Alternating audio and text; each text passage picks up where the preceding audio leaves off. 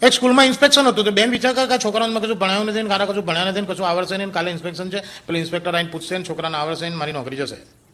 એટલે પેલા બેન છોકરાને કહે જો કાલે આપણી સ્કૂલમાં ઇન્સ્પેક્શન છે ને સાહેબ ઇન્સ્પેક્ટર સાહેબ આવશે ને તમને પૂછશે ને તમને કશું આવડશે નહીં, મને ખાતરી છે કે તમે કશું ભણ્યા નથી, મેં ભણાયું નથી, હવે મારી નોકરી જોખમમાં છે, એટલે તમારે કાલે તમે જવાબ સાચા આપશો તો અમારી નોકરી ટકશે.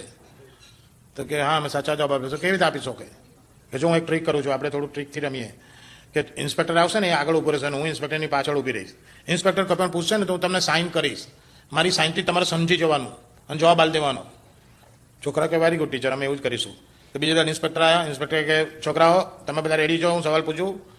છોકરા કે હા સાહેબ પૂછો. પેલી બેન પાછળ જતી રહેલી. સાહેબે પહેલા સવાલ કર્યો કે 6 2 6 2 એટલે બેન આમ સાઇન કરી આમ 92 12. છોકરા કે 12.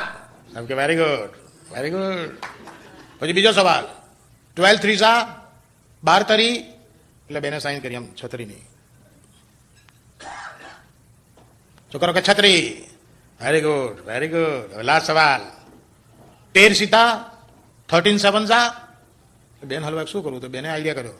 પેલા પૂછ્યું 13 સીતા તો બેને ઘાઘરો ઊંચો કર્યો અને છોકરા નામ બતાવવાનું.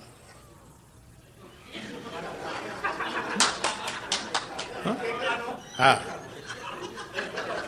કે ફરી પૂછ્યું 13 સીતા, છોકરા નાના નાના સમજણ ના પડી આમ આમ કર્યું. 13 સીતા છેલ્લી વાર પૂછું છું તે નાનો છોકરો ઉભો થઈને કે અમારી બેનનો ભોસડો.